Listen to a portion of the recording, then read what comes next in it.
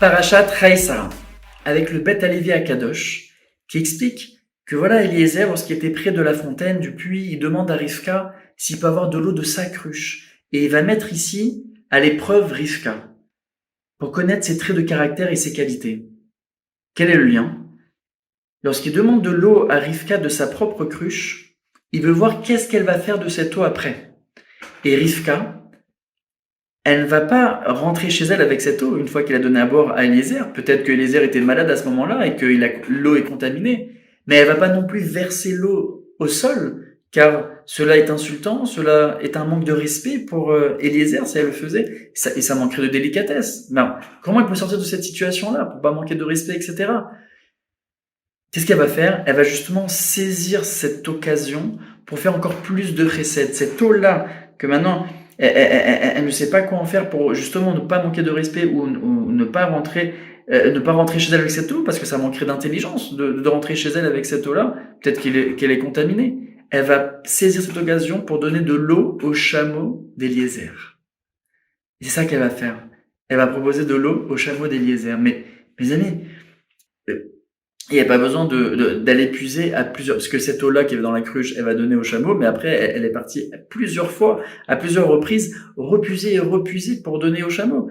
Mais pourquoi il y a eu besoin de repuiser et repuser, surtout que le Ramban nous explique pour assoiffer pour abreuver la première soif de 10 chameaux, il faut plus de 500 litres. Mais c'est énorme. C'est-à-dire que les efforts de Rivka qu'elle a fait ici dans cette paracha, ce sont des efforts considérables, énormissimes.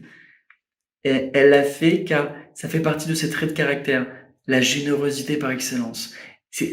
Oui, au départ, c'est vrai qu'au départ, elle voulait sortir de cette situation délicate avec cette eau-là maintenant de sa cruche qui est peut-être contaminée, mais elle a saisi cette occasion pour que cela devienne, voilà, un tremplin, une occasion à faire encore plus de chesed en donnant, comme ce qu'elle a fait à tous les chameaux, donc d'Eliezer.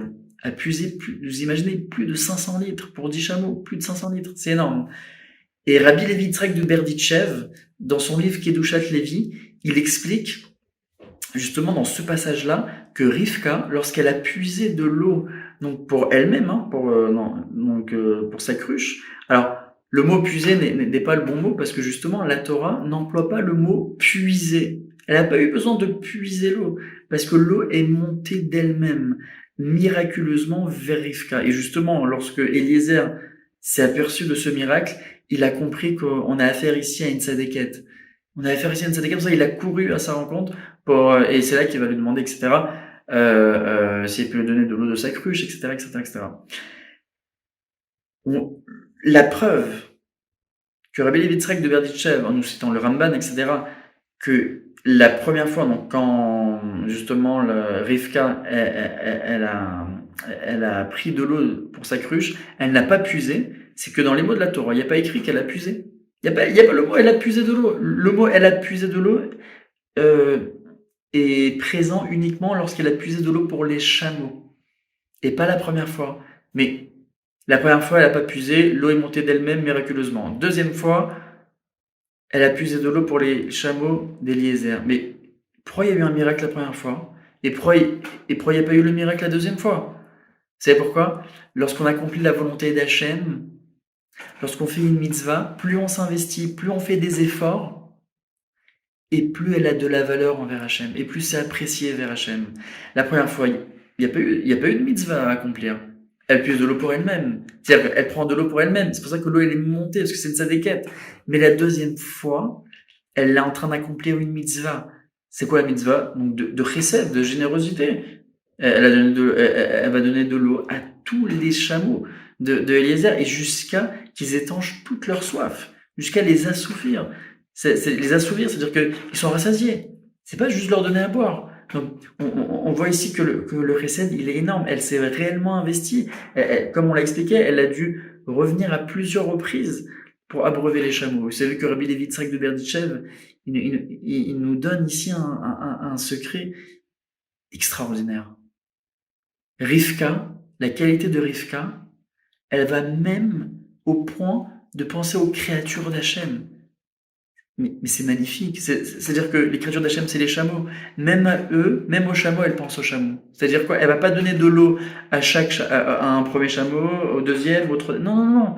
Elle va donner de l'eau à tous les chameaux en même temps. L'eau, elle va le mettre dans l'abreuvoir pour que tous les chameaux puissent boire en même temps. C'est-à-dire que même si elle aurait voulu donner un à un l'eau au chameau, mais qui elle va choisir en premier? Pourquoi lui et pas un autre chameau? Vous comprenez? C'est magnifique. C'est pour ça que pendant que les chameaux s'abreuvaient tous en même temps, elle partait puiser et repuiser jusqu'à qu'ils étanchent leur soif, jusqu'à qu'ils soient rassasiés de leur soif. Et maintenant qu'on parle de Chesed, le Baal Shem Tov Akadosh, il avait un élève, Rabbi Pinchas de Koritz, qui était un géant en Torah. Et Rabbi Pinchas de Koritz, il bénissait le Ham Israël, il bénissait les gens, il leur conseillait, il les guidait dans le chemin de la Torah et des mitzvot.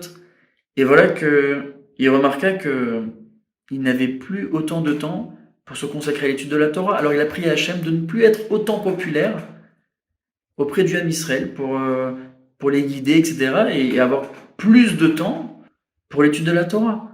Et voilà, à Sukkot, lorsqu'il était dans sa soukha, Rabbi Pinchas de Koritz, ce géant de la Torah, quel Kedusha, quelle grandeur, quelle Torah. Voilà qu'il chante pour accueillir le premier Ushpizin, Avram Avinu. Et Rabbi Pinchas de Koritz, ce grand tzaddik, il lève les yeux et il aperçoit Avram Avinu à l'entrée de sa soukha, à l'extérieur de la soukha. Et il demande, Avram, Baruch haba, rentre Avram, ne reste pas à l'extérieur de la soukha. Et Avram Avinu, il lui dit, je ne peux pas rentrer dans un endroit qu'il n'y a pas d'invité. Je ne rentre pas dans un endroit qui n'a pas d'invité. Il a compris, Rabbi Pinchas de Koritz. Il a compris que le temps qu'il donnait aux autres, ce chesed-là, c'est-à-dire que la solitude n'est pas bon, et que le temps qu'il donnait aux autres, le chesed qu'il faisait aux autres, en les bénissant, en donnant de son temps pour les guider dans le chemin de la Torah, etc., c'était quelque chose d'exceptionnel. Alors, mes amis, Rivka, c'est exactement ça, ses qualités. C'est ça les qualités qu'elle avait, Rivka. Elle donne de son temps pour les autres, comme on l'a expliqué, en donnant à boire aux chameaux, etc. Et à Eliezer. Et Eliezer, il a compris finalement que c'était évident que Rivka devienne la matriarche du Ham Israël, devienne la femme, justement, de Yitzhak Avinu. Hazak, et à bientôt pour une nouvelle paracha.